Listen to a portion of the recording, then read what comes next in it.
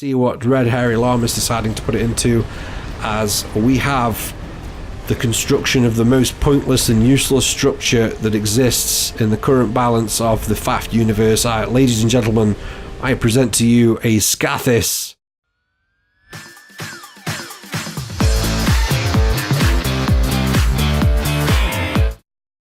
What's up, folks? Hello and welcome along to the Supreme Commander Forge Science Forever Community Cast Library number 32. My name is Paraplegic Slav and I hope you've all had a great week. This week we're having to go with another one of my replays again because I'm still not really getting any in from the community at large, unfortunately. Just a quick reminder that all the options for submitting replays are in the description of this video. There's an email, there is Twitter, there is also Discord. Just PM me on Discord, or if you see me in Aeolus, of course, my name is Paraplegic Sloth in Aeolus. That's all one word. So yeah, hope you enjoy it, and here we go. Hello and welcome along to the most godliest of map in Supreme Commander Forge Science Forever. It is Duogap. It's a 20 by 20 masterclass of a map. It's not really. It is the most popular map on the game. It's the most played map on the game. So yeah, we're going to call this team in the left-hand side of the map Team 1 and the team on the right-hand side of the map Team 2. Starting off in the top air position for Team 1, we have Coinster, who comes in at 900 and is going super... no, he isn't. He's going Space Pirate Alien Shenanigans. In the upper mid position, it's the lowest rated player of the replay, coming in at 800, going Super Sexy Cybran, and that is Tusk. In the front spot for Team 1, we have Neil Apocalypse coming in at 1200, going Aeon. In the eco spot, it's me coming in at, what do I rank? Coming in at 1500. God, I'm overrated currently. Coming in at 1500, I'm going Seraphim as well. In our Navy slot, we have Skullraiser coming in at 1200, going Aeon. And then lastly, for Team 1, it is Boomstick Juice coming in at 1500, going UEF. In terms of openings for Team 1, I'm going Hydro Rush, which is fine. I don't usually go Hydro Rush in Eco Spot actually, but I've decided to in this case. Skullraiser is doing a 3 max Hydro Rush because he's gone first air. There is another way you can do that opening, but not choosing to do it this time, but that's okay. Boom is also going 3 max Hydro Rush, which is actually really weird considering he's gone first land, so don't know why Boomstick isn't taking up that 4th max point. Neil Apocalypse has gone the proper Hydro Rush, not often seen done by front players, but Neil doing it in this instance, it's not a bad opening, it's fine. These two openings, Tusk and Coinster, are quite perplexing, to be kind. So Coinster opening up first land with Hydro adjacency, okay, but then deciding to go 2 T1 P-Gens before opening up the Hydro and Mexes with his ACU, so I really do not like that opening at all. And then Tusk, something similar, he's gone first air followed by 2 T1 P-Gens with his first engineers taking up the Hydro. It's not very good, it's not very optimal. I'll try and demonstrate in a bit why. But yeah, I think that's all we need to cover on Team 1's opening. And for Team 2 on the right hand side of the map, going to top air position, coming in at 1500, going Super Sexy Cybran, it is Sega, and the top mid slot taking up by Deathblood, who comes in at 1100 and is going Aeon. The front player for Team 2 is Red Hairy Llama, going Super Sexy Cybran and comes in at 1200. Fourthly, for Team 2, it is Farstrider going UEF, coming in at 1300.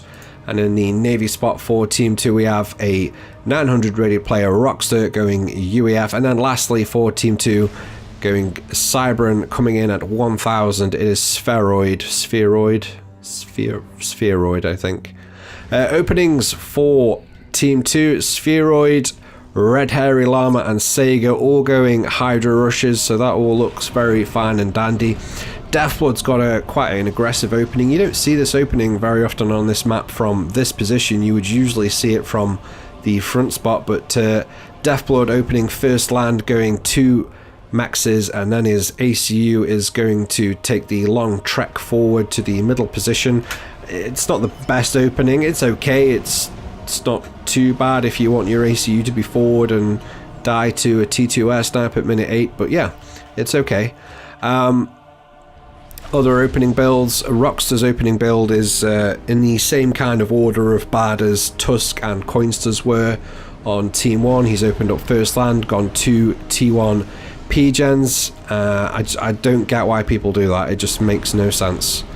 Farstrider's opening was similar to what my opening usually is on EcoSpot. So he's gone first land, he's then gone 2 T1 P-gens, which is fine on this map because you're going to go and take this reclaim. So I don't mind Farstrider's opening, it's good for the spot that he's in, it's terrible for any other spot. So yeah. And now we're going to cut to roughly where the match starts to get a little bit interesting. Actually, before we go, we're just going to try and illustrate why some of the openings here are so bad. So, coming up to 2 minutes, we'll pause it on 2 minutes just because I'm a little bit OCD. We're going to take a look at the mass income at 2 minutes here, just to illustrate the worst builds. So, actually, let's just do total mass. So the worst builds I've highlighted are Rockstar, Tusk and Coinster, and if we look at the mass that those 3 players have taken, we're not going to count Deathblood in this because he's done that aggressive opening that we touched on, so his opening is intentionally bad. But Tusk 1.1 thousand, Coinster 1.2 thousand, and Rockstar 1.2. Now we're only talking slim margins here, but if you compare that to the eco players, so myself and Farstrider, we're already at 2 minutes, 300 mass ahead of the other players. Similarly for Sega's at 1.4 as well.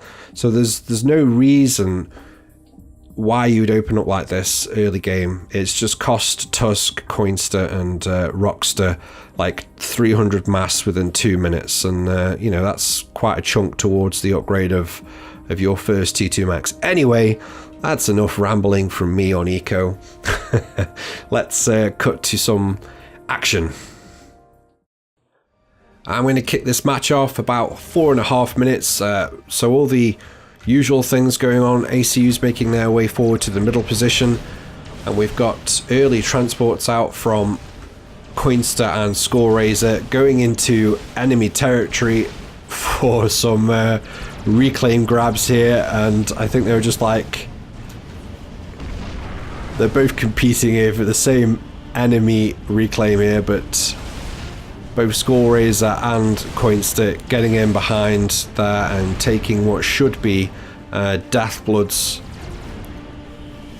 rock reclaims. We do have T1 Air taking out some of the transport. Scoreraiser's lost his transport, but he has managed to drop 2 engineers, and he has taken a couple of the rocks right from under the nose of Deathblood.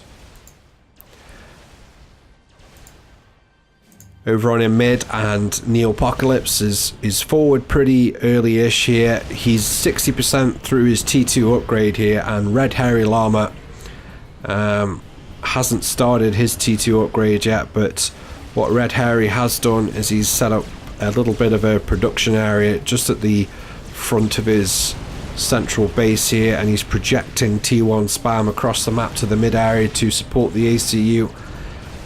Neil, on the other hand, has moved a little bit farther forward to get up his production area, so he will be slightly later getting his area of production up and running, but it'll be closer to reinforce the forward lines once he does. So say Neil is just ahead right now. Red Hairy Llama is actually taking up maxes here. He should really be getting his T2 upgrade on. Tusk for Team 1 is in his forward position. There is absolutely 0 unit production for Tusk right now, and his ACU isn't doing anything. And he's nearly got a full mass bar here, so Tusk continuing a questionable start. His opponent, Deathblood, has got forward to his position really early here, and you can already see there's a substantial area of forward production going up for Deathblood here, and he's deciding to take up quite a lot of max point adjacency to those T1 land factories. So a very spam centric and aggressive opening from Deathblood, as we saw from the opening build that he did as well. And Neil, having completed his T2 upgrade, Red Hairy Llama is right in the forward lines here, about 35% on his T2 upgrade, but Neil is in the latter stages of completing a T2 point defense, and that's going to be painful. I'm just wondering if Neil can actually see the upgrading ACU of Red Hairy Llama, because if he could, he would primary it with this Oblivion turret right now instead of shooting the T1 mass extractors. And there we go, a bit of pressure applied to Red Hairy Llama, and he's forced to cancel this T2 upgrade, about 50% done there, so excellent pressure from Neil Apocalypse. It was a little bit of a lucky shot in a sense, because I don't think he realised that was the ACU upgrading of Red Hairy. I don't know whether to call him Red Hairy or just Llama. But problems brewing for Neil Apocalypse now. Deathblood has seen that Tusk has got absolutely nothing to show for his 8 minutes of game time thus far, and has decided to push forward and down and assist Red Hairy Llama in dealing with the earlier mid-winner Neil Apocalypse. And they just need to coordinate their units now. We've got a second Oblivion turret online from Neil, some radar up, so Neil's looking pretty solid here. Tusk does have some T1 land factories up, finally, and he is building some Medusas by the looks of things, and Mantis.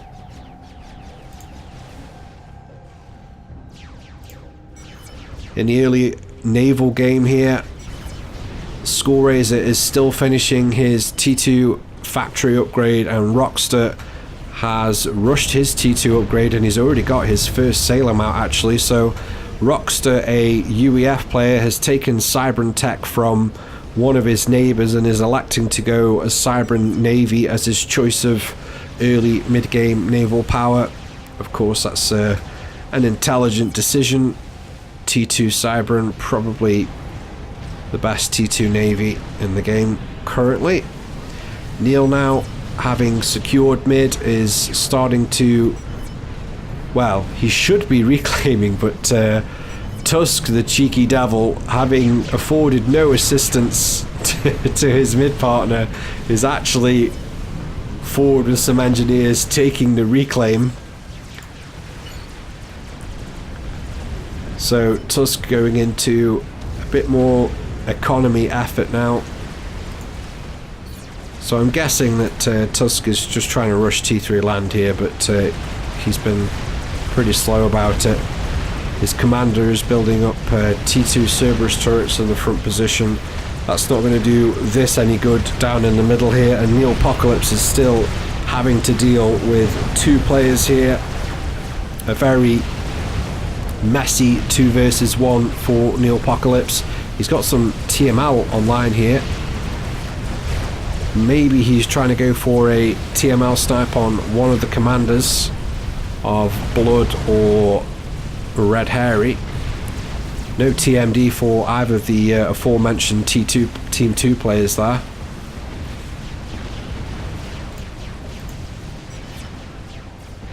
And over on in the air game, we've got an early strat out from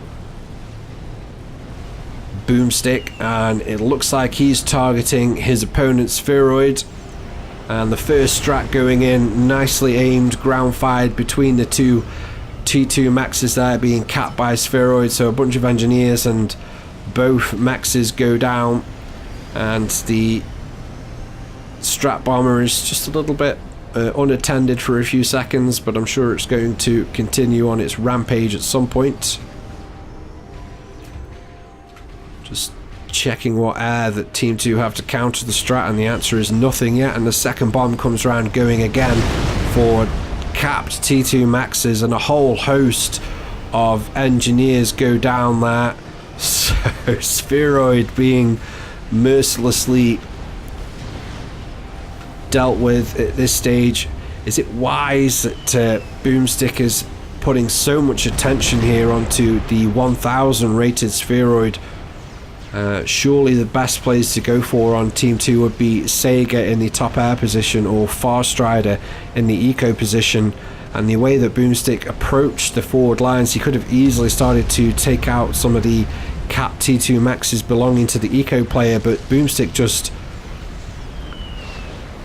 transfixed on his opponent and only now turns to taking out more Maxes, and this time deciding to take out Rockster Maxes. So an excellent little lifespan that this Strat Bombers has enjoyed before Sega takes it out finally with a couple of ASF, and in the end it's taken out 10 T2 Maxes. That's definitely an excellent return for a Strat Bomber. I would just question the target choice. So Boom could have approached in on Farstrider, he could have wheeled round on Spheroid and then gone again for Farstrider, or gone for Sega. Anyway, excellent work done by Boom.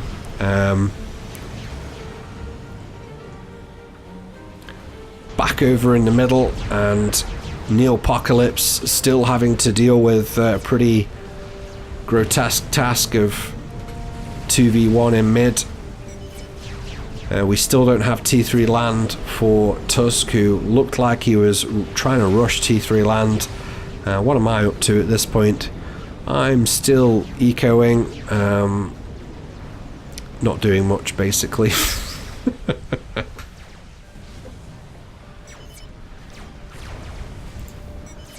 And we do have a early nuke here going up from Farstrider, and that really is an early nuke.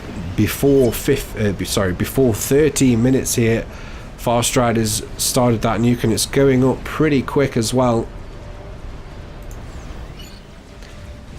And it's not being scouted yet by Team 1. In fact, Team 1 scouting so far leaves a lot to be desired. There's still approximately half of the map which scouts have not yet surveyed. And in the middle now we've got a problem. Neopocalypse has pushed down some Aurora to assist with Navy, but subsequently Deathblood and Red Hairy Llama are going all in on Neopocalypse forward position here. Tusk, with what little he does have, he's not offering up any help, and Neopocalypse here is in full retreat. He did just manage to reclaim a couple of those TML launchers before the tirade of T1 spam reached his forward lines. But Neopocalypse now struggling, and actually Tusk himself here is at risk of being cut off from the rest of his team. His ACU is forward. He does have quite a lot of Cerberus turrets up though, so I don't actually think that this group of T1 here, should it turn north, be too much of a problem. We just see there in team chat that Farstrider was asking for scout blocks, but his team not managing to do that, so Team 1 can see the finished nuke from Farstrider now. And I'm pretty sure I start making anti around about this time. Yes, there we go. So I'm getting the anti up to counter Farstrider's very early nuke rush. Back in the middle, and Neopocalypse continuing to flee for his life.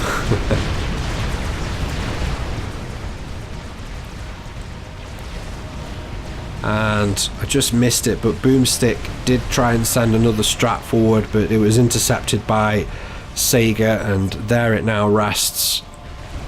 And so Sega, being a big player for Team 2 now, he's taking up as much of the sky as possible. He's spread himself really thin, but he's got some ASF here blocking off Boomstick. It's a good job he did that, otherwise Boomstick would have got in again with that second strat, but nice predicted action there by Sega. So Sega trying to pull things back for Team 2 in the early stages. Of course, where Team 2 aren't struggling is at mid. And Red Hairy Llama has completely bypassed the forward base belonging to Tusk, and they've just taken out the T2 Maxes at the rear of Tusk's position. They can just edge forward and take out the T2 radar as well, and Tusk is in substantial murky waters now, as he's got 3 T2 artillery bearing fire down on his fire base, and he's got no units to counter. And Neil,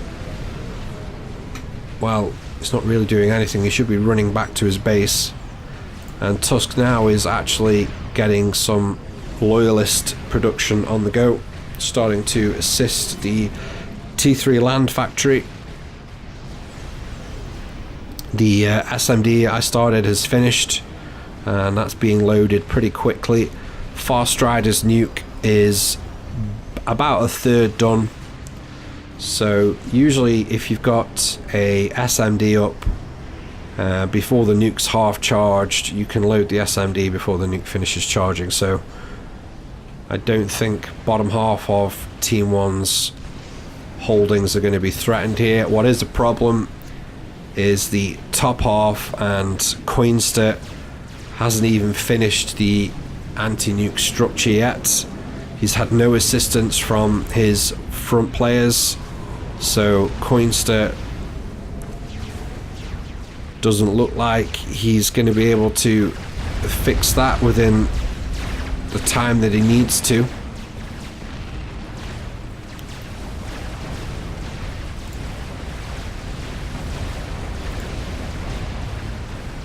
And in the naval game, and perhaps surprisingly, the 900 rated Rockstar is looking much stronger in Navy than the 1200 rated Skullraiser right now. We've only got 4 naval units on the seas for Skullraiser. We've got a whole handful of units out from Rockstar, although things pretty close to parity in terms of T2 tech. But if those two were to fight right now, then Rockstar would almost certainly win that engagement. In fact, Rockstar should really be pushing his advantage at this point. Perhaps he doesn't know that he's got it. Let's just jump into Rockstar and take a peek. Well, he can see, and definitely should be pushing his advantage here. This can often be the difference between a 900 and a kind of 1200 plus player, is just the sheer willingness to apply pressure to your opponents, assuming of course you do it in a non-charitable way.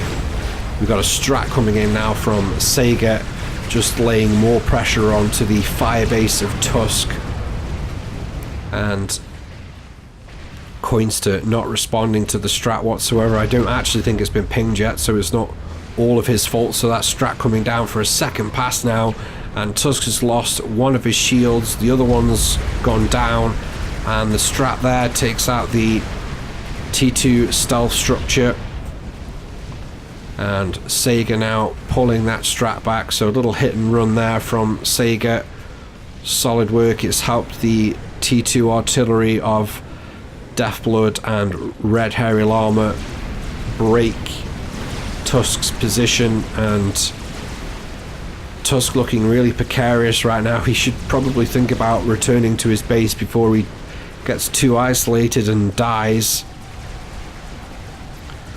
Let's go ahead and there's a lot of reclaim available there, but that's not what I meant to do. Let's try and get an idea of air numbers right now. So we got 15. So we've got 26 ASF on the field for Team 1. We just heard the nuke go out there from Farstrider.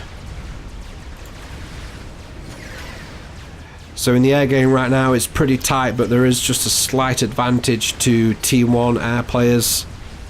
Of course, course, the destruction done on Spheroid in the opening 10 minutes has really hampered his progress back into the game, and Boom and Sega definitely the dominant air players for the game, as you would expect from their rankings. The nuke has gone for Coinster's base, and Coinster is about 75% charged on that SMD, so it wasn't close, and Coinster going to lose all of his base. But perhaps fortuitously, Farstrider electing to not kill the SMD here, so the second nuke, the top side should be protected from the second nuke when Farstrider does charge it, so there is a very slight silver lining to the nuclear cloud now over the top of Coinster's base.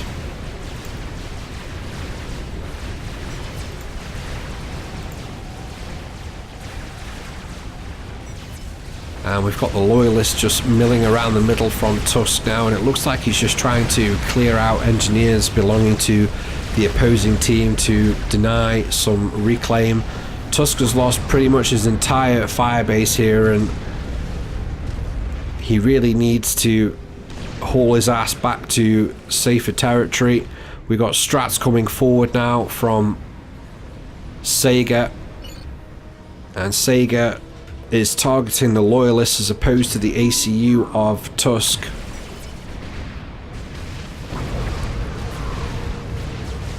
So there's only 2 strats there from Sega. If he'd had 3 or 4, he might have gone for the com.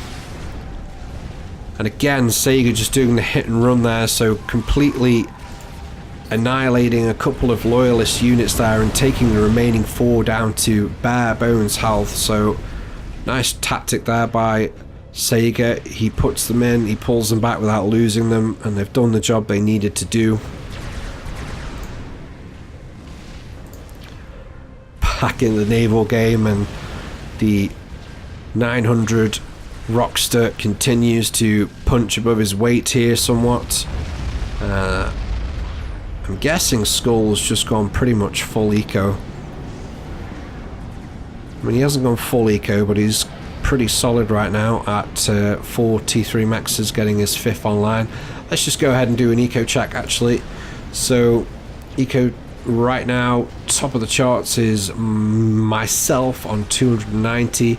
In second place it's Farstrider on 239, and back in third it's Sega on 217. So 2 of the top 3 economies right now belonging to Team 2. It's a good job I'm top of the pile right now, because I've not done anything. All I've done is eco, and apparently now I'm power stalling.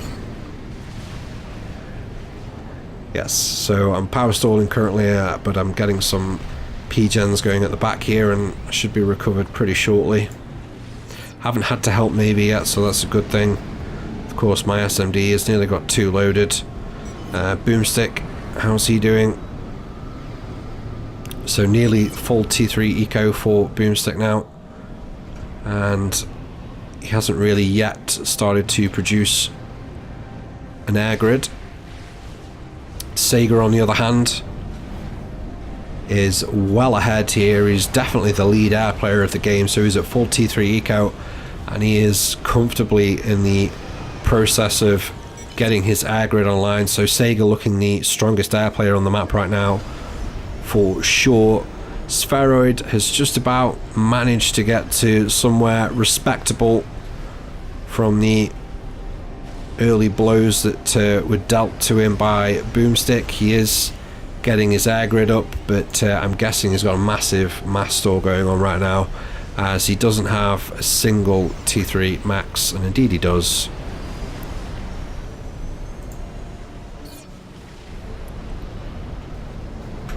So Farstrider, he's got the early nuke up, and now it just looks like he's planning some kind of cancerous eco expansion.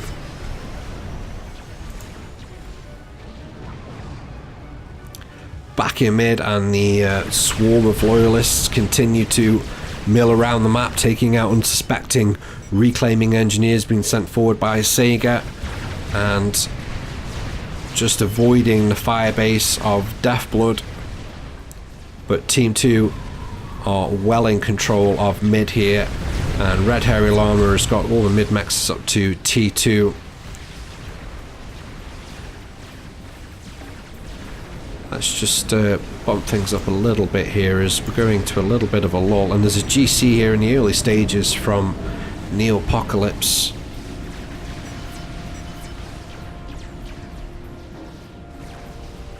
And we've got Jesters now being employed by Red Hairy Llama, and you can see the strat damage done to the Loyalists earlier by Sega.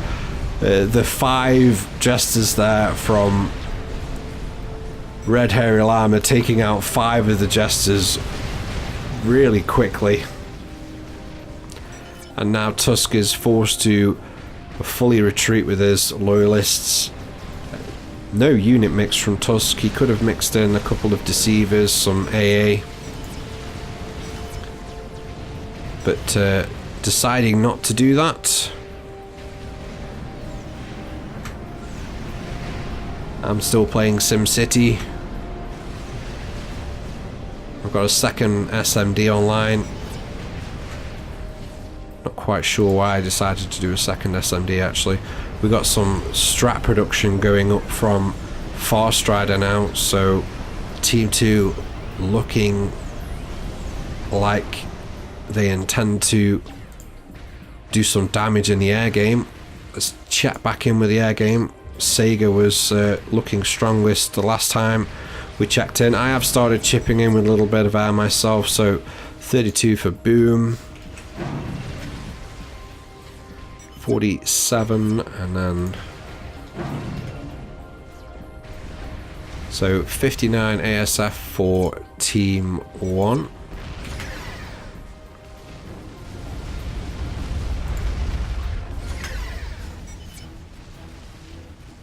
So ASF about even at that, almost to the dot. But Sega definitely has the most ASF of any single person at 36. I've seen more at 25 minutes to be honest, but if it's winning in this one, it's winning in this one. There's a really late SMD up here for Team 2 on the top side of the map, but Sega now getting it loaded pretty quickly. And we've just gone into a little bit of a lull, and I really don't understand why Rockstar just isn't trying to punish Team 1 now with this navy that he's built up. He's applying no pressure whatsoever to Skullraiser. That GC has finished from Neopocalypse, and Neil is deciding to send it through the water here, and you can just see the move path plotted here. He's going to attack mid, that's his plan. Over on in mid, and Red Hairy Llama has just started a Monkey Lord here. He's got some assistance from Hives. Don't know whether that Monkey Lord will be finished in time, but Team 2 do see the GC moving forward from Neil there. We just see in Team 2's team chat there, Farstrider just saying make ASF, I'm making strats. So I imagine there's an ACU strat snipe on the cards here, or possibly an SMD. I think that might have been why I decided to make a second SMD actually. I think I might have seen the strats at some point. I've got a nuke up as well at the back of the map here. It's just slow charging. I've also made a Quantum Gateway, and I've started producing quite a few Sakus here, and they are RAS preset Sakus. Let's just jump into me. Let me jump into myself. And I think I'm doing... what am I doing? I'm pretty sure I'm doing tally upgrades. In fact, I know I was doing tally upgrades. I'm doing tally upgrades. And what's happened here in the middle here, we've got a bit of an air fight going on, and what's happened is that Skullraiser has been pumping out a scout stream to get a good look at Rockstar's navy, and what's happened is it's sucked in the air of Spheroid and Sega, and Boomstick has moved him in behind quite beautifully here, and he's already annihilated all of the ASF belonging to Spheroid, and now he's just mopping up the disorganized clump left by Sega, and that GC made landfall, but it didn't get very far. It's already running away for its life. The Monkey Lord was finished on time by Red Hairy Llama, and it's now chasing down the GC. We've got a couple of bricks right on the edge of the water as well here, and Neil just deciding to turn the GC around there to return fire on the bricks, and that's cost it its life. So a complete mass donation there by Neopocalypse on the doorstep of Red Hairy Llama. So that was probably not the best decision from Neil, and even worse was the execution, and someone's got to start dropping engines into this navy once someone claims it, and actually credit to him, Rockstar is doing that, although I don't think he's reclaiming. I think he's just making his way forward here to take max points. But the naval engagement there completely won by Rockstar. Rockstar shoved all of his navy in here onto the HQ of Skullraiser, but because of the monumental air win from Boomstick primarily, Skullraiser's gone into spamming T2 torp launchers, and that's going to really quickly mop up the naval push from Rockstar. Ah, Navy. I love Navy. You win Navy, get fucked by air. You lose Navy, you still get fucked by air.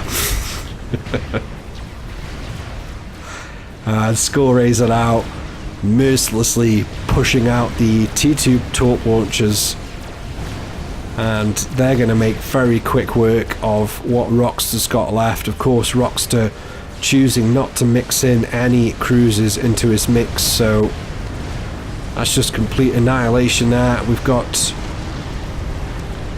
the GC salvage operation underway here, and Sega and Red Hairy Llama will be sharing the spoils there. We'll have to check in with what they decide to put that into. Well, we already can see what Red Hairy Llama is deciding to put it into, as we have the construction of the most pointless and useless structure that exists in the current balance of the FAFT universe. Ladies and gentlemen, I present to you a Scathis, a unicorn of creatures.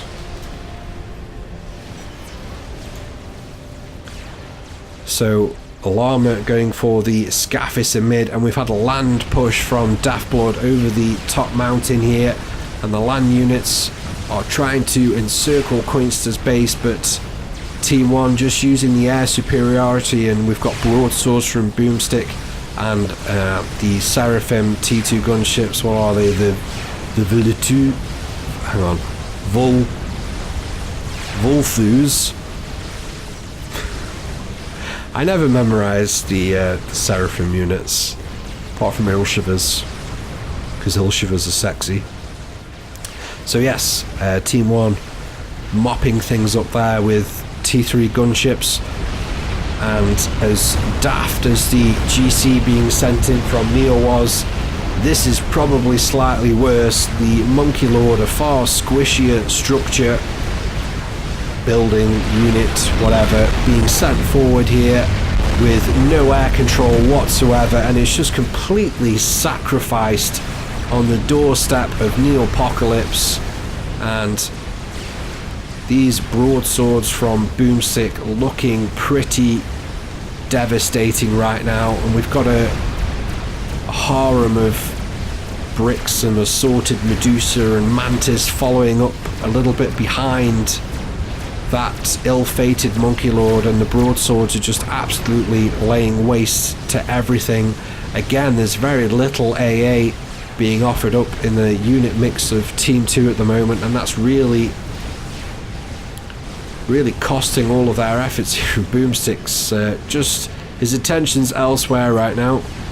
I'm actually not sure why those bricks aren't shooting the broadswords, but we'll never know because they're back in the air now.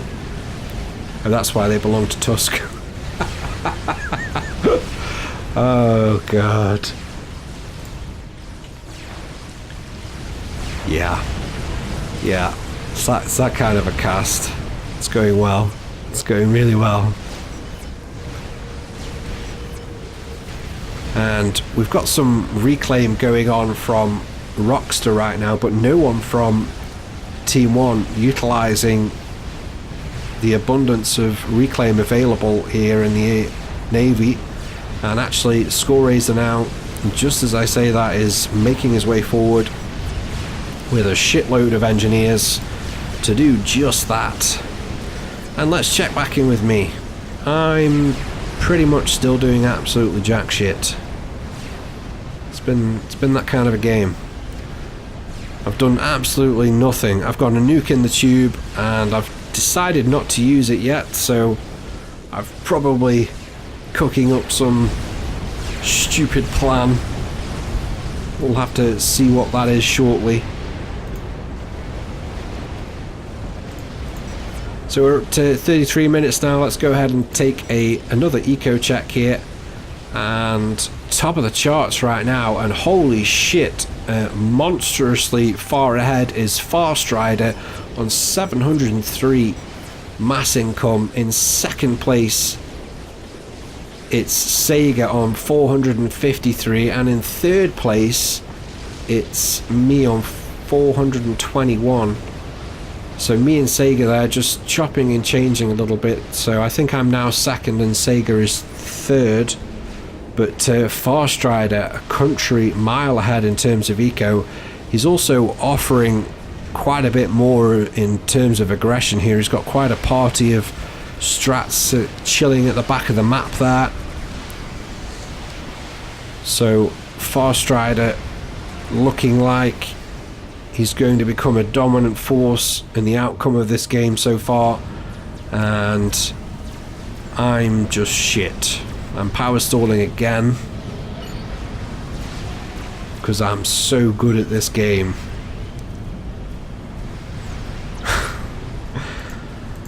I'm power stalling because I'm doing a lot of tele upgrades at the minute. So I don't think anyone on oh, there we go. So Team 2 have tagged what I'm up to so they can see I'm going Talisaku's, Aeon Talisaku's at that. It's an ugly proposition sometimes.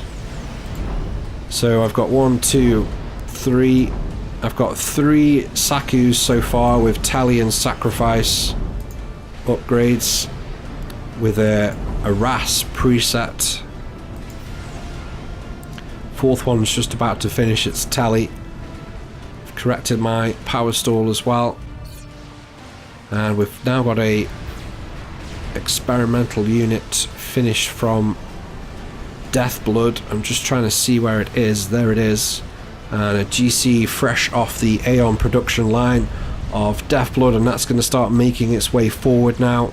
There's also a congealment of sniper bots and harbingers and redeemers, so Deathblood getting some good unit mix here, and he and Red Hairy continue to dominate the middle, and now the peripheral edge of Team 1's core areas here, and the land push looks pretty dangerous, and the second GC up from Neopocalypse is having to be pulled back here. It's only killed 23 units, but it's lost nearly half of its health, and the bricks from Red Hairy looking ominous as they just edge their way, and Deathblood is going to follow that group up as well. We've had a complete turnaround in Navy thanks to the Torp Bomber shenanigans of Skullraiser. So Skullraiser just creeping forward now with some Salems, taking out reclaiming units belonging to Red Hairy Llama. We've got a Saku in the water here from Sega, and that's just been going around reclaiming to its heart's content. Just checking with Sega's base. So Sega's just getting some additional economy online.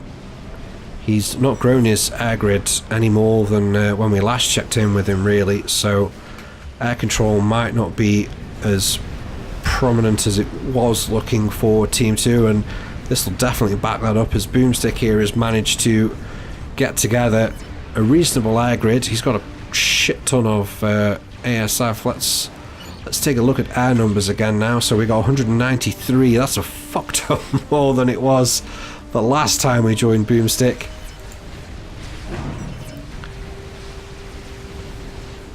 So 219, and I've completely forgot who the other air player was, Coinster. So 229 ASF on the field for Team 1, and only 31 on the field from Sega, so there is a massive disparity of air right now. So over 200 ASF for Team 1, less than 100 for Team 2, so the air superiority that Team 1 currently have seriously starts to needs to be capitalized on here, because Team 1 are getting absolutely shredded at the front, and there's a nuke there gone out from me. I think I launched that. Did I launch that? Yeah, I launched that. And oh yes, this Scaffis that's just about to finish. Unfortunately, you're not going to see a live unicorn today, guys, because Red Hairy Llama forgot to build SMD. And that's just what you want to see, just as about your nice shiny Scathis is about to finish. So I've finally done something. Yay. Back in the middle now, when we've got two GCs chasing down the platoon of bricks being offered up by Red Hairy Llama. And that's a lot of bricks here, and the micro from Neil isn't great. He isn't kiting. If he just kind of zigzagged these back a little bit, he wouldn't be engaging all of the bricks at once, but he is deciding to do that, and it's not going to work out too badly in the end, as the GCs are going to come out on top. And there was just a GC making its way forward from Deathblood, but Deathblood wisely pulling that back. And we are really into late game shenanigans now, and saying late game shenanigans, we got a Mavor in the pipeline from Farstrider. Farstrider putting that colossal economy into action now. It's an interesting thing what he's done with all the shields here. So he started off all of these shields and then decided to make, I'm not sure if he's doing that just to stop, because something that really annoys me is when I do this, which is why I don't often do this, is people will send like tirades of T1 engineers to assist you, and then when you finish the structure you can't build shields because other people's bloody engineers are just in the way and all over the place. So I wonder if that's intentional from Farstrider. If it is, I like it actually. And Farstrider getting some preemptive PD up there at the back, so Farstrider is having a baller of a game so far. He's playing really well. He's got a lot of economy online. He still hasn't put these strats to use yet, although given the massive air disparity that Team 2 currently enjoy, I can understand why he's not putting them to use. And I just feel like, I mean, we've got a lot of broadswords here from Boomstick, and there's T3 torque bombers that I've been racking up. I mean, just how many torque bombers do I have? I've got 14 torque bombers at the moment. Team 1 really guilty of not dominating this air control right now. If Boom would just push forward and take out Spheroid's ASF, there are 3 ACUs at the back in the water that, sorry, 4, that could easily die to 14 Solaces, if not get 2 of them. So Team 1 really failing to capitalize on the advantage right now that they have, and that's probably because they don't realize that they've got it. I'm almost certain that Boom doesn't think he's winning this badly, otherwise he would be pushing forward. Over on in the Navy, and Rockstar has managed to regroup pretty well. It looks a bit like a stalemate again between Rockstar and Skullraiser. Rockstar's done really well for a 900, it has to be said, against Skullraiser. Mid continues to be the problem for Team 1, but Neopocalypse is single-handedly going about trying to turn that around. Red Hairy Llama back in the middle here, trying to get his mid-mexes up and running again after the nuke. The nuke in the face that I gave him.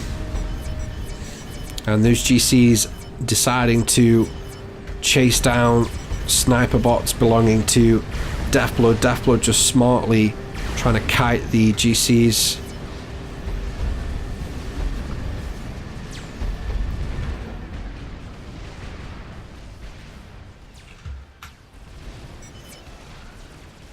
And there's a Tempest online from Deathblood now, so Deathblood trying to tip the naval scales here in the favour of Team 2, and my plan of action has come to fruition. And as you can see, it didn't end very well.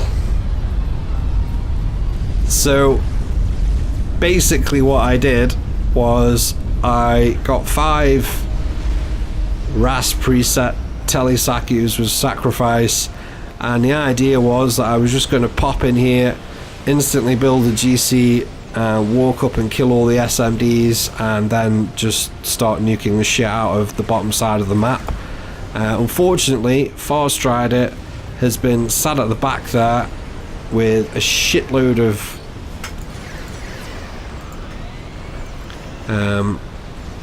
strat bombers, and he's just pretty much instantly killed 5 Sakus, and it's taken me nearly 40 minutes to get together, so an absolute epic fail on my part there.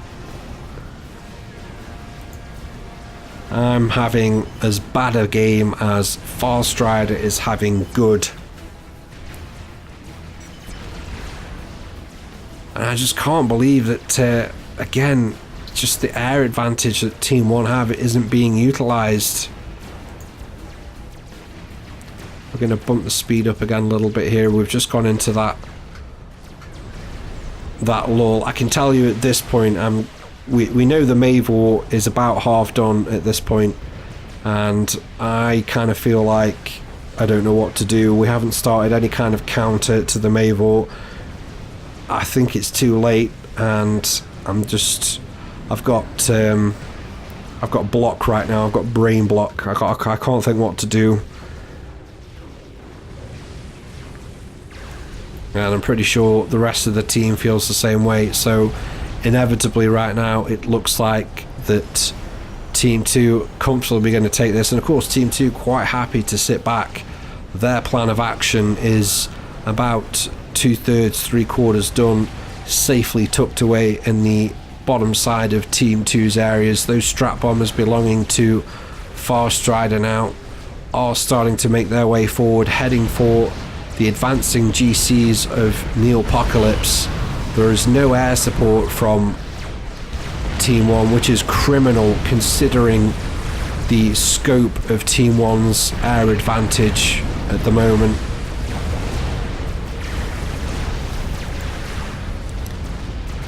And all of those strat bombers. Oh, and there's a snipe attempt coming in from Sega in the north here, and he was just Sega looking to take out the ACU of Neopocalypse. A really sneaky attempt from Sega there, skirts around the top edge of the map. In theory, a really good idea to do that, because if Team 1 had pulled out their ASF to kill these strats to defend the GCs, Sega would have had a clear pass there at Neopocalypse's ACU. So in this case, Team 1's inability to capitalise on the advantage has actually helped them out a little bit there. It's pretty much saved Neopocalypse's life on that occasion. but for how much longer as the Mavor from Farstrider completes. And let's just enjoy the largest penis extension.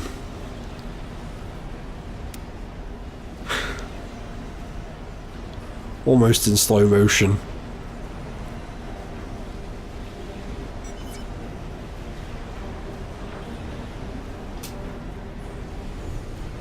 I really wish they'd remaster this game, although it's still pretty far ahead of its time in terms of the multiplayer aspect.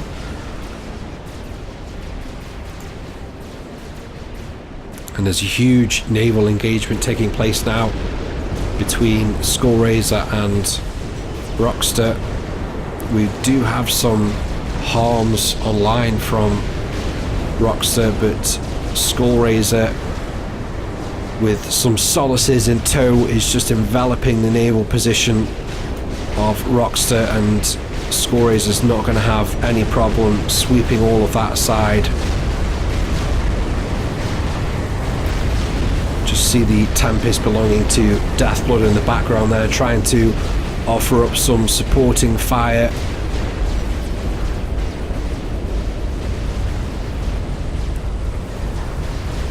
And the game starting to struggle now, or should I say people's connections starting to struggle now under the strain of how many units are on show here. We've also just missed my most recent epic fail attempt. I sent all of the Solaces forward, trying to sneak through the middle here to sniper an ACU, but I was caught, and we just see here the tail end of that belonging to Skullraiser getting through. Strategic launch detected. So 5 Solaces here have made it through, and they're going for Sega's ACU. And Boomstick finally, with his massive air superiority, or it was a massive air superiority earlier on in the game, as he turns about and faces a combined force of Sega and Spheroid. The first pass going in on Sega's ACU currently. I don't think 5 is enough to take him out in one pass, but boy am I wrong. And Sega goes down to a superbly executed snipe from Skullraiser. So Sega ironically dying to the exact same method of snipe that he tried to inflict on Team 1 just a few minutes ago. And there's also a nuke out here. I think that was launched by me, I'm not 100% sure. And of course Sega was the creator of the top SMD, but there's just been a little bit of a miscommunication here between me and my teammates, because I think I'm actually trying to edge nuke Red Hairy Llama's base here, and you just see his ACU there. So if I'd have known that Sega was about to die, I would have squarely nuked this area here, and Red Hairy Llama would have died in that explosion. So massive opportunity missed there by myself. I'm having an absolutely terrible game, and that Mavor now, it's up. There's a lot of shield defending it, and Boomstick desperately sending in all of his air now, but there's so much SAMs on the ground on the bottom half of the map here that the broadswords aren't even going to make the shields of that Mavor. And Boomstick also losing all of his air.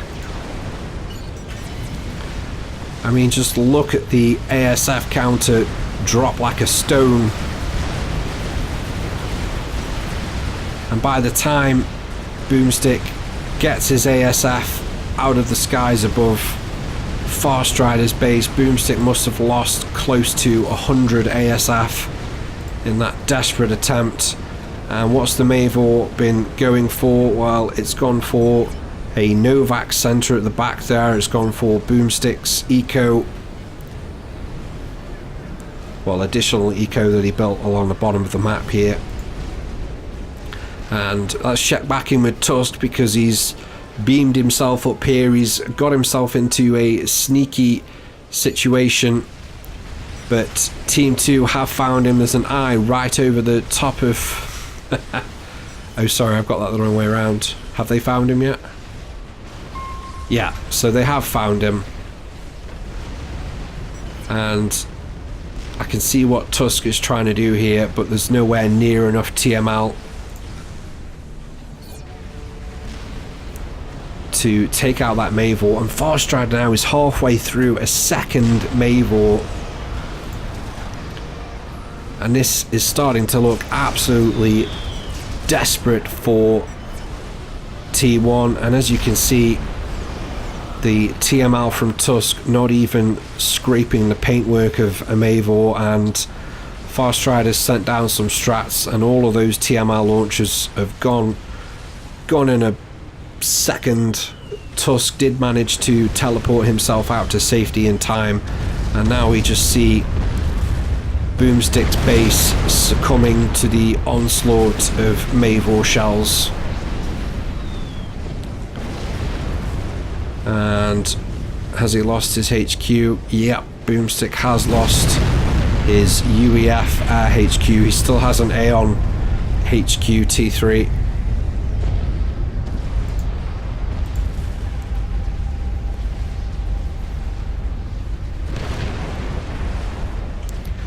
So if you look at the map control, you'd be forgiven for thinking that Team 1 were in a commanding position here, but it's all the action going on the bottom half of the map of Team 2, and that Mavor is just going to absolutely wreck anything that it sets its sights on. And I think I'm about to launch another nuke. I can't remember where I'm nuking this time. Ah yes, I'm nuking Red Hairy Llama's base. But of course, Red Hairy Llama, I think, has moved his ACU out of here now. So if I'd have gone there the first time, he'd already be dead, so this is a wasted nuke in a sense. Red Hairy Llama's ACU is over here. Of course, we've struggled to scout him because he's got cloak on his cyber and comm. That's the second upgrade after stealth, makes you invisible to everything but Omni. But this isn't really going to do too much damage to Team 2. As I've already said, they don't really need the top half of the map right now.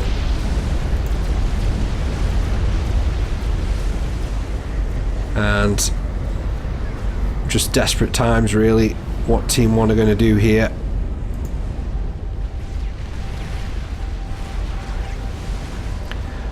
One of my antis has been taken out. The Mavor is now on my last anti, and I'm just trying to throw up some T2 shields to desperately protect the last anti that belongs to me. I think, does Skullraiser have an anti as well? No, he doesn't. So my anti is the only anti left on the bottom half of... No, he does. It's right there. But the Mavor might actually be going for that one. And I'm just moving my comm into the water now, into some relative safety for the time being. And it's just desperate from T1 here. Boomstick once again getting up. How many strats is this? Oh, it's got mixture here. So we've got 23 strat bombers online here from Boomstick. The air superiority that Team 1 were enjoying not so long ago still exists, but the amount of SAMs that Farstrider has built here, we've got 66 SAMs on the bottom half of the map here for Farstrider. Getting strats through to take out that Mavor is an all but impossible task, and there's actually now 2 Mavors, so the second ones have completed. Is the plural of Mavor, Mavors or Mavi? I think Mavi sounds much sexier. And cue the 70s porno music round about now. Strategic launch detected. And we can see the strats coming in from Boomstick. And I'm not even sure that those strats even fired. I think they must have. They must have dropped because a lot of the shields are down. But again, not even a dent on the Maeve Eye area.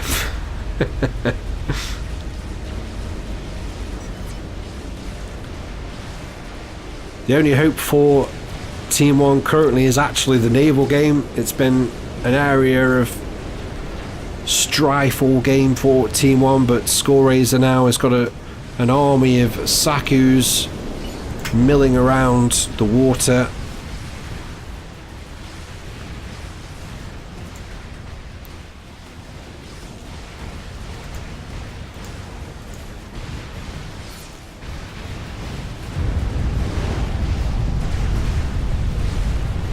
Oh, what did I miss? What happened there? Oh, and there was another Torque Bomber snipe from Skullraiser taking out the ACU of Deathblood. I wondered where all those... I forgot about that. It's pretty inconsequential though at the minute because Deathblood wasn't really... He'd been ground down to a grain of rice for economy. Really struggling. So getting his kill won't do too much for Team 1's chances here. And it's just the Alamo now. Just look at the damage that 2 Mavors is inflicting. It pretty much took out every shield on my base in one joint volley there. Boomstick, just all of Team 2 looking pretty deject right now. There doesn't seem to be a plan. Boomstick is going telly. I can tell you that I was building up quite a lot of Telly Sakus, Seraphim Telly Shield Sakus, but I don't know if it's happened yet actually, but one of the Mavor shells comes in and kills about 4 of my Telly Sakus before I can try and use them. And Deathblood there, just saying in team chat, Skull is a sneaky guy. Skull is indeed a sneaky guy with his Torque Bomber strats. I didn't even see him pull that one off. It was so sneaky.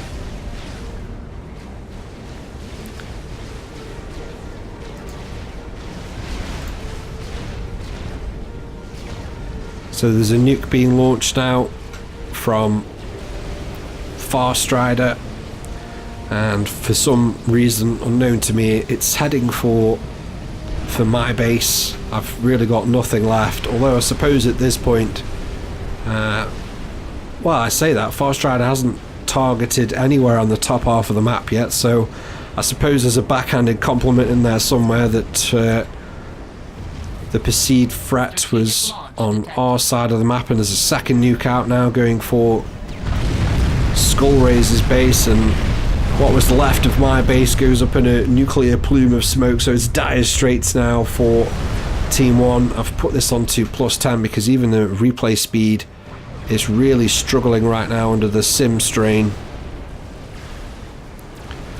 I think my PC might need a good restart here, and we can see that 30 seconds ago there was nothing on the top half of the map touched by Mavor fire. A few volleys later of Maeve Eye and absolutely destroyed, annihilated Neopocalypse's base. So literally it's going to take Far Strider 2 or 3 minutes to wipe out everyone's base here, and we just see that nuke landing in on Skullraiser's base.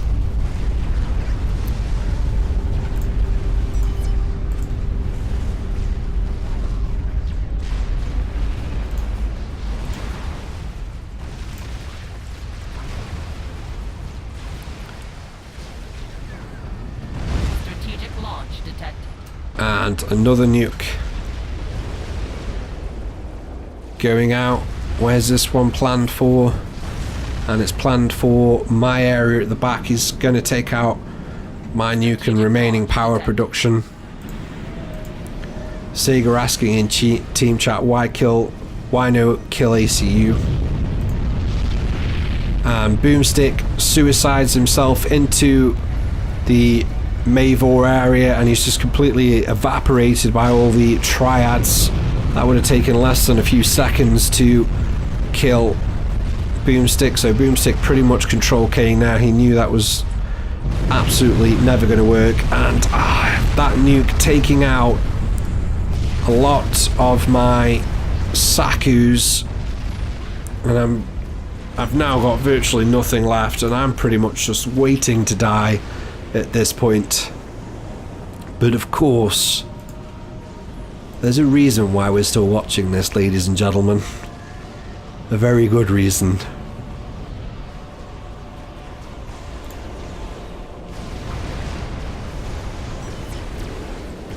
And Tusk has got some bricks into the peripheral edge of Farstrider's base, but they go down very quickly, and the Mavor's turning their attention to Coinster, and Coinster taking a couple of Mavor shells directly to the face, and he's gonna go out, and now we're down to this. Take a look. This is Team 1 versus this.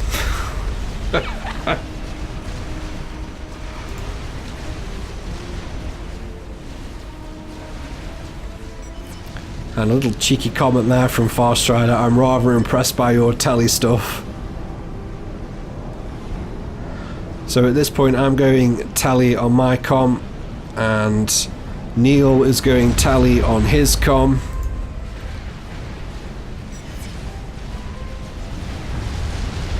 And where is Tusk? Oh, and there's a Tsar coming down from the top edge of the map here, and again it's another forlorn, hopeless effort from Team 1, and the Tsar called Big Mama isn't even going to make the shield line of the Mavi, and it's just absolutely desperate stuff right now.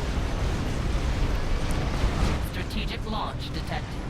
And yet another nuke going out from Farstrider, and Farstrider at this point is pretty much reverting to wasting nukes on a couple of T3 mass extractors. Skullraiser, pretty much the only form of offensive power from Team 1 currently. We've got a GC breaking over the mountain here. It's made its way from the sea, and I don't know whether it's the pathfinding or terrible micro from Skullraiser, but the GC really struggling there to find its way forward.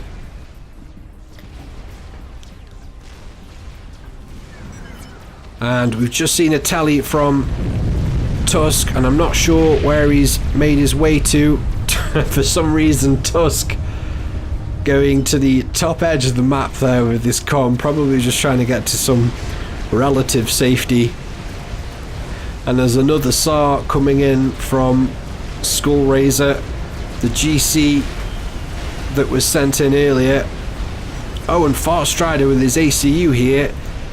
He's just stood in the middle of nowhere.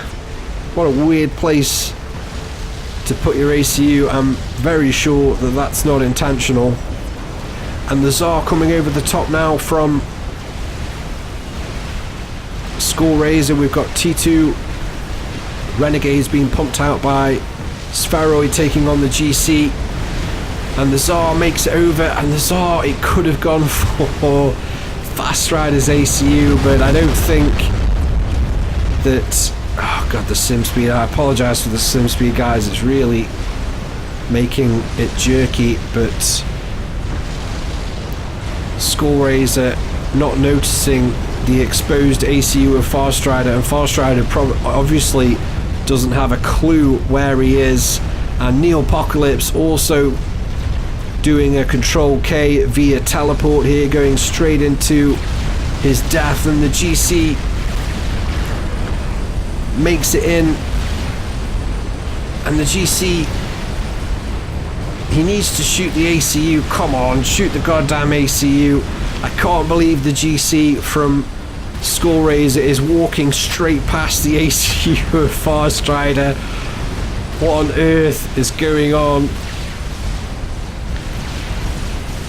And Skullraiser obviously has no idea, but there's a teledome popping up here, and Tusk is about to make a grand entrance, and finally they see the ACU belonging to Farstrider, and Tusk opens up on the ACU of Farstrider, and Farstrider, and he just goes down in the explosion of Tusk. I think Tusk's comm explosion took out a P-Gen that was next to Farstrider's ACU, and just like that, ladies and gentlemen, Farstrider has absolutely dominated this game, but a piece of lackadaisical ACU placement. I mean, there's surely still no way back for Team 1 here. I mean, they have literally nothing. I mean, I've got about 8 Sakus, well, 10 Sakus. Skullraiser's got quite a lot of Sakus actually, so Skullraiser's still got some really decent economy, and there's another Tsar going in there, and you won't see it. We didn't realise this at the time, but the Tsar almost landing directly on the head of Red Hairy Llama, and this guy just has more lives than a black cat. And Red Hairy Llama just managing to dodge the falling Tsar there, surviving by the skin of his teeth yet again. Survived the first time because of poor communication on Team 1. He should have died to my second nuke, I think it was, but I edge nuked instead of realising that Sega was about to die. And it would have been really lucky if the Tsar had landed directly on his head, but make no mistake, it was millimeters away from landing directly on his head, and had it done so, Red Hairy Llama would be no more. Excuse me, but my voice is starting to crack now. So let's cut back in on the rebuilding efforts of Team 1 here, and I'm trying to get my base up and running. Right now the perceived threat for me is air, so I'm trying to get some T2 flak online. There's yet another Tsar coming in from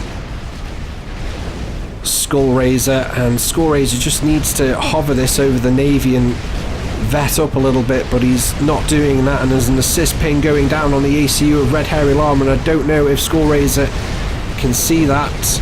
Can't remember if Tsars have Omni on them actually, but obviously not, because Skullraiser again ignoring the ACU under the path of his Tsar. And I think that time going for Rockster, but Rockster is just going to casually stand there going about his business. Just look at the amount of reclaim on the bottom half of Team 2's map. It is absolutely bonkers. I can't even count that much.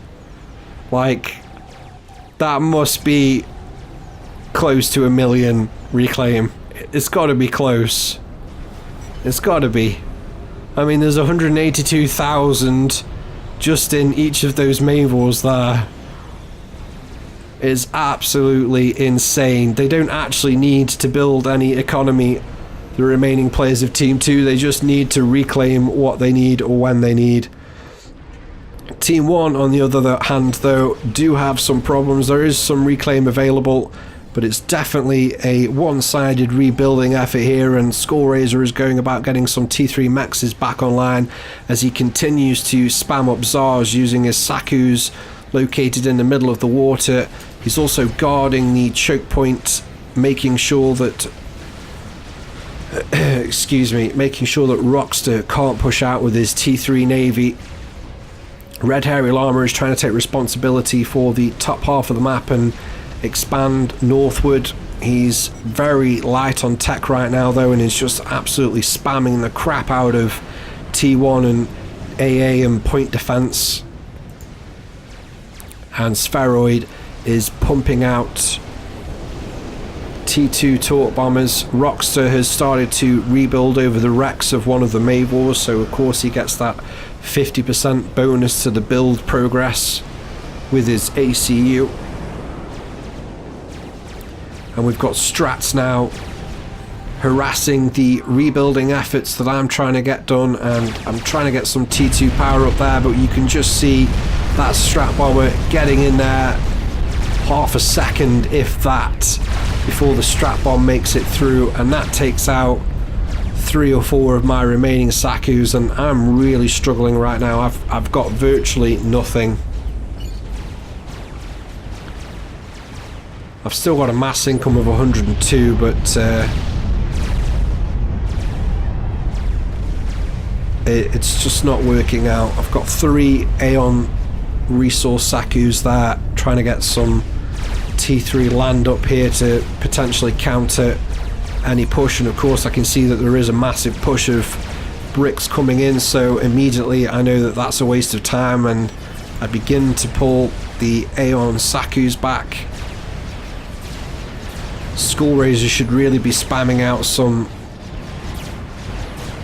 SAMs right now, but is failing to do that, and the strats just continue to mill around from Spheroid, and I'm trying to get some SAMs up in the water, but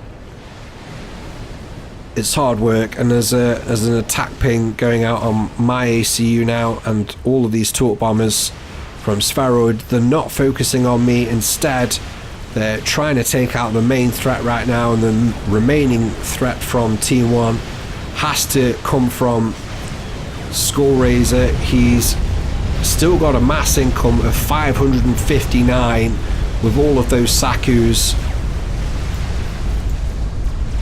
So actually, right now, Skull Razor has the best economy in the game, despite the fact that he doesn't have a base. How crazy is that?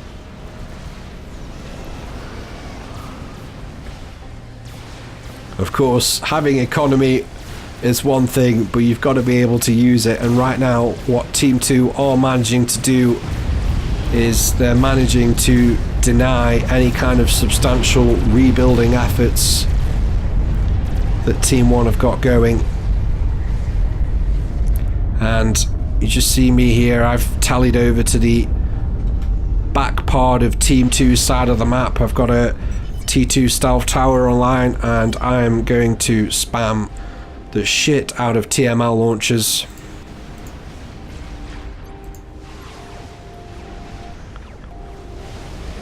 That Mavor is still only about half done from Rockstar. Sega saying, team chat, you need to kill the Navy, and that is exactly what Rockstar starts to push forward, looking to do. All of those Sakus from Skull Razor have been concentrating on dealing with all those torque bombers, so they've been spamming SAMs in the sea, but there's nothing there to counter a naval push. And there's a Tsar that Skull's pulled back here to try and help him deal with the bricks that have made their way southward across the body of water, and Skull Razor's being lackadaisical with his micro right now. That Tsar could be getting some critical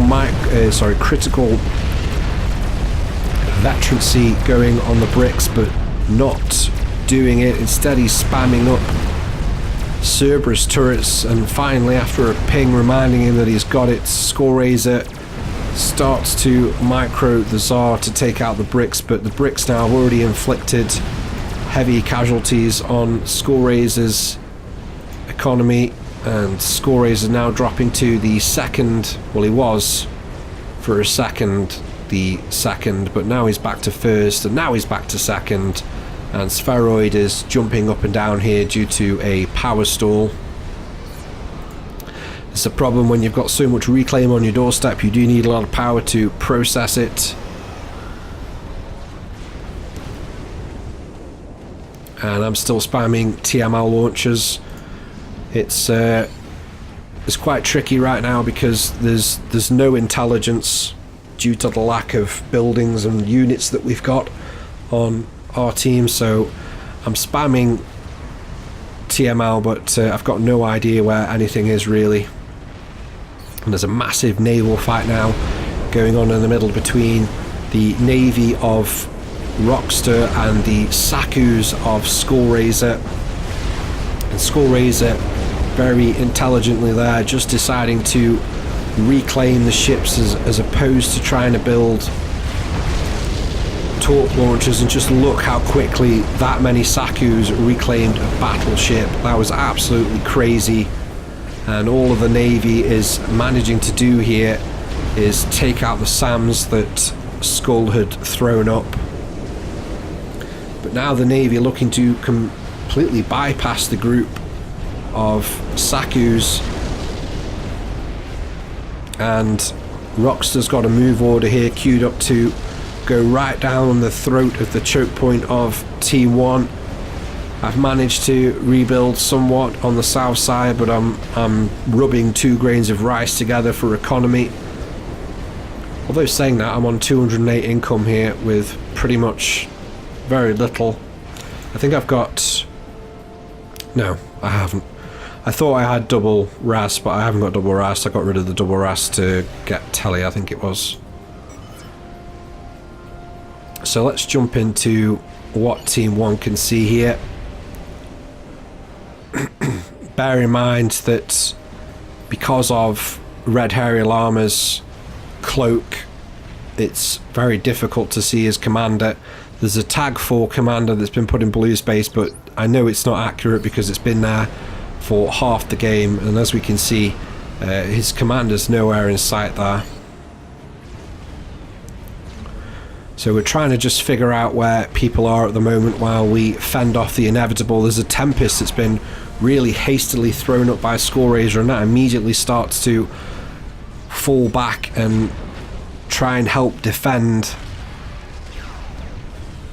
And just as I'm starting to get 3 grains of rice together for my economy, Rockster comes in with his navy and completely destroys it. And I've got scouts moving around the top of the map now. We might have to slow this down because no spoilers, but so right there, I on the replay we can see Red Hairy Llama's ACU, but at the time of that scout I did not see it at all. So I've scouted the ACU of Spheroid, and I've also scouted the ACU of Rockster. The first TML volley is on the way, and we're going for Spheroid. And right here, this changes the game right here.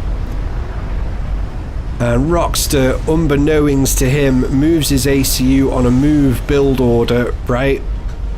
So Spheroid's about to go down.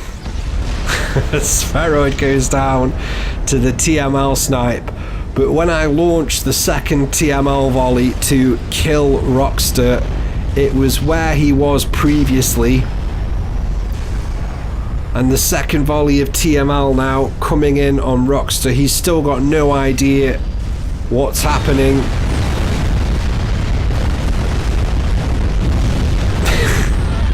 Rockster. Oh, it's terrible. It's terrible. So he loses half of his life. The Mavor, the third Mavor dies of the replay, but Rockster's saved by the fact that he had a build order queued up, and I'm absolutely desperately gutted that I didn't see Red Hairy Llama's scout, ACU on that scout, because it would have been so easy to chuck in a third volley here onto the ACU of Red Llama. And just look at all of the E-storage around his comm. There's no way he survives that. Even if he dodges the TML, he's next to 2 T3P gens and E-storage that's going to go pop. And Red Hairy Llama now mopping up the remaining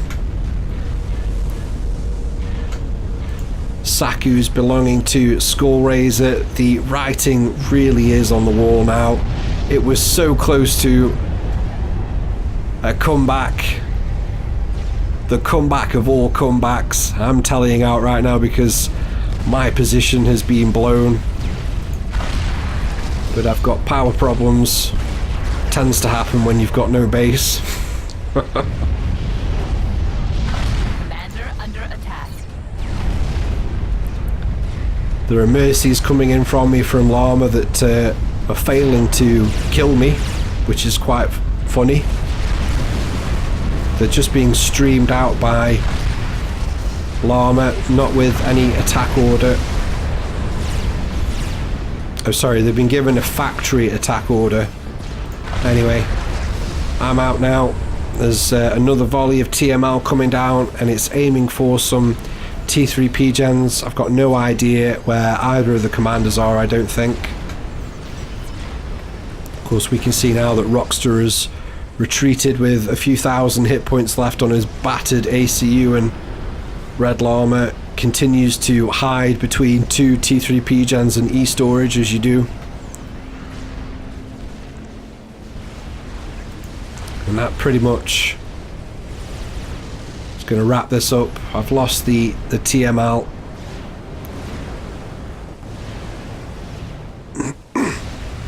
And Score Razor is running out of the water here due to the torp bombers, but he's going to die pretty quickly.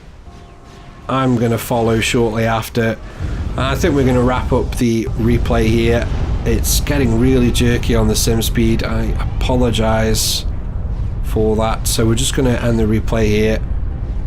There's no ultimate comeback. It was so close.